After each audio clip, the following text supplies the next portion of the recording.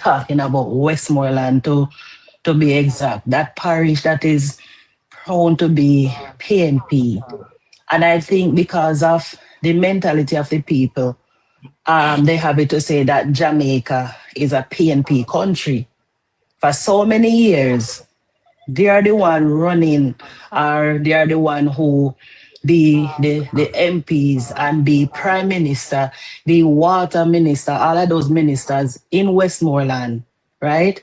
And yet today, 2026, they are the one coming on press conference to talk about lands and providing houses for people down there. Why all for so many years, none of that has been done to the people of Westmoreland? That's the question I want to ask. Westmoreland should... Water Housing Minister. Wickham McNeil was Tourism Exactly. Minister. Pattison was Prime Minister. Roger Clark was Agricultural Minister. All in Westmoreland. Them not agriculture. Did you mention Carl Blight housing and water? And not housing. Okay. And them not Prime Minister. Did you mention Carl Blight water and housing? Yeah. So they don't make no sense. But hold on, guys. They don't make no sense, Tracy, beg you 1 second. Beg you 1 second. Yeah, man. I am on the PNP's website right now, and I can't find that publication of monies collected and what was done with it. So maybe they said something that I didn't hear. So may I ask anybody here when they say we can't find it? That's exactly what they said. You can't find every money we collect and everything what them expend. Yes, accountability. So find if you know Chavi, I must lie here tell you. It's right here. Look. I'm on the website now and I can't find it. Chavi, you wear glasses? No. You need to go test your eyes, yeah, man. No, my eyes are right. My eyes are right. May I tell you something? My eyes are right. Because these people just come to the public and just tell their lies. That's the problem, you know? Their lies, they come and tell you. I'm an affiliate. PNP, PHF, Women's Movement, National Workers Union. Donate for change. Sign up for diaspora membership. Hurricane relief. Hurricane why relief. You going to search? Hey, Rusty. And a pastor. Rusty, give me a call. All right, Rusty, give me a call. Look here. Yeah, give me a call.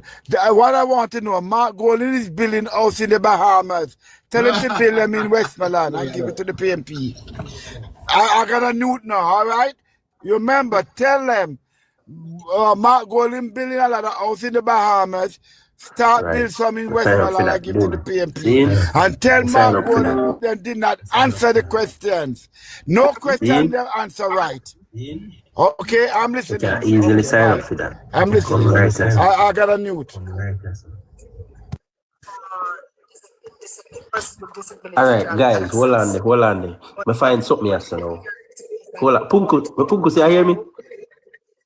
Punkus, are you play audio there? Right. Services that are available and the details. Turn you up. Out how to make sure that we are doing that. Clicking not to come back. I'm being asked some questions that I'm not really prepared for, but I'm glad to be asked these questions. But I have to come back. Yes. I can't not be in a position to answer every question. So thank you for that question. I know as a government we are putting in place, or we have put in place, equal access as much as possible for persons with disabilities. But in terms of making sure that you are properly updated, I think what we're doing here now in the media, we're on radio in particular and on television where you can hear what we're doing is one way. But I don't know if there are other ways that we can ensure that we target your community and keep you updated on the services and facilities that are available to you. So let me work on that, and I will revert. All right. Okay, sir? All right, William. Yes. Good. Are you from Carlton Mackay? Yes. In fact, just yesterday, Mr. Mackay wrote to me. He's from Islington in St. Mary. He actually sent a message on Facebook. He's a retiree and he's having problem with his pensions.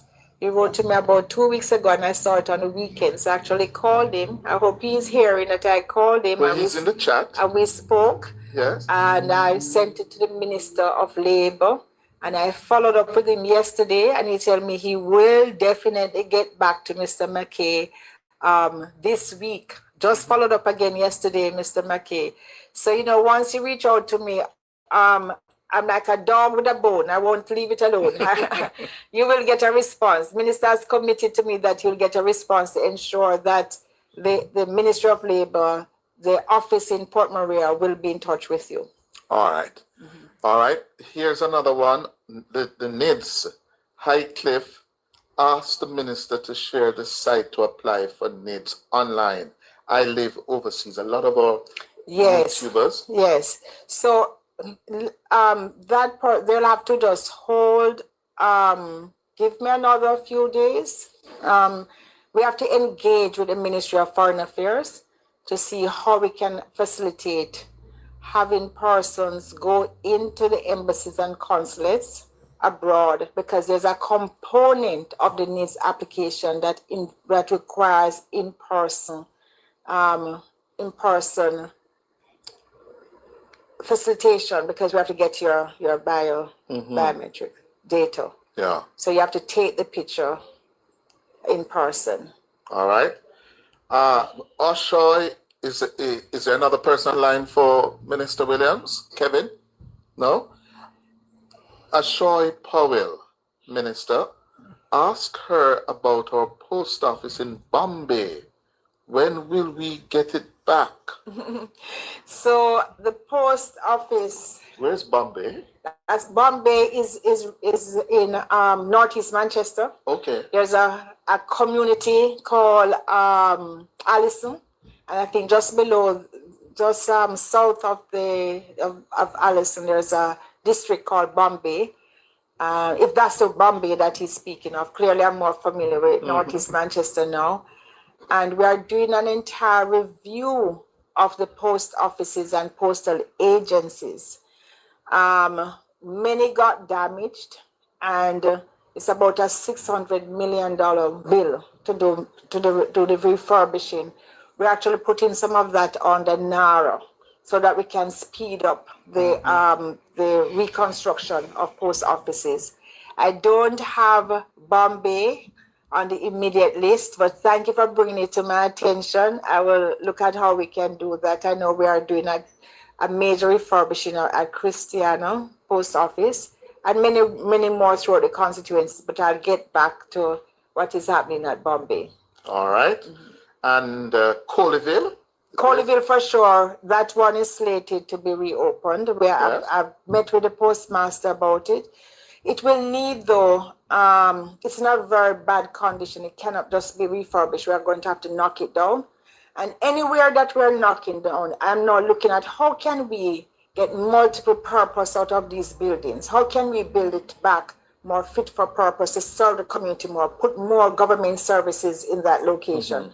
So the postmaster, Mr. Lincoln Allen, and his team, they'll be visiting, I think, next week, because we have to now get into an arrangement with the National Land Agency in terms of the process to take over that property. But it has started. Okay.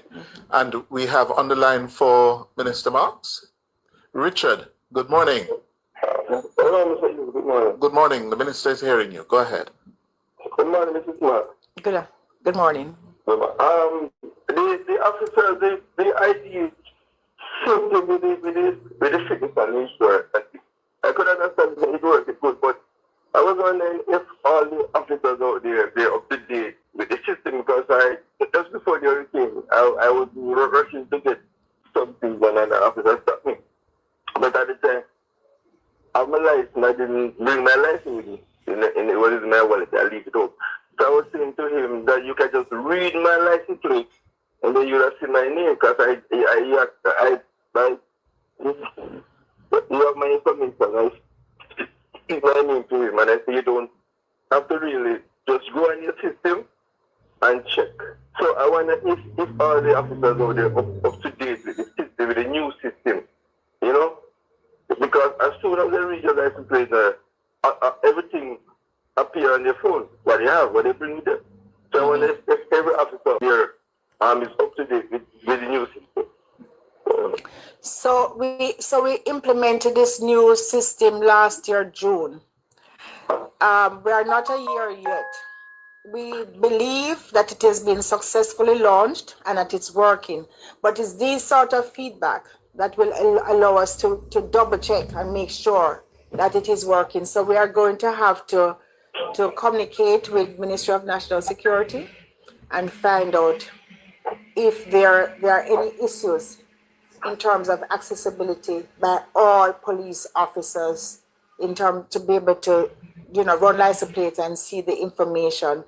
I'm not aware that it's not working, and you would have gotten an email when you did your registration, right? Right, sir? Yes, ma'am. I get all of that. But So, it was in October. It was in the hurricane. It was right. It was a day before the hurricane. They know everyone was rushing to get things prepared. So. And so you weren't able to pick it to bring it up on your phone. No, it worked out, but I wonder if the time when they Okay. All right. So you just want me to check to make sure all the police officers. I checked it out already, I checked it out, but I'm just asking if every officer out there is up to date with the new system where when you run your license plate, they could see everything on your phone. You understand? Yes. And their phone, but they have because they have a full system. Because I went to Kingston and they run my license plate and everything was good. Everything was good. But I want to every police officer know. All right. That is on the road. It's up to date where they have a device where they can just run your license plate one time without us and bus and yeah. What I'm saying. That's the objective. So now that you have brought this to my attention, I will double check and try and put some process in place that we can have more accountability to the usage by every officer stopping a citizen. Okay, ma'am. Yes, I appreciate this feedback. Thank you. All right.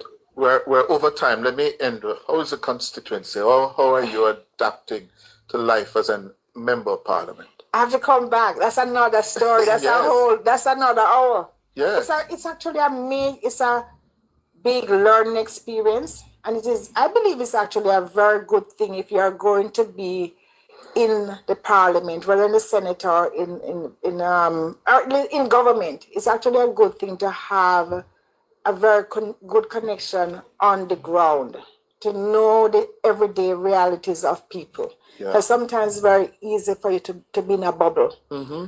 And this has been a real eye-opening experience. And it has also been a very good experience with me coming back home and really getting connected to my, to the ground. Yeah. But we do have to talk about it, Chris. I have a lot of lessons to share and experiences. So we have to come back to give an update, maybe in another 3 months, on the implementation that we're doing across all of government with the digital services.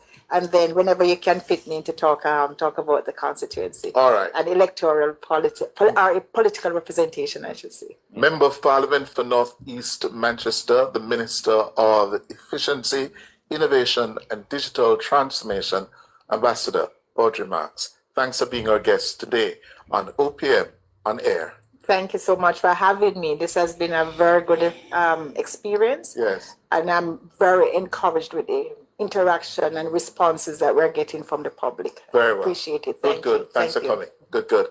After the break, your calls. My hands were steady. My eyes were clear and bright. My walk had purpose. My steps were quick and light. And I held firm. If I could say, hey, would you like to use my tax exemption? I think that is the question for me. That is a question for me, really. That is a question I would want to ask. And firstly, secondly, I would want to find out if there is something I heard in the news, and I heard a person saying that there is some sort of a convention regarding the use of UHWI tax exemption. Is there such a convention? And if there was, is that no? Where they are.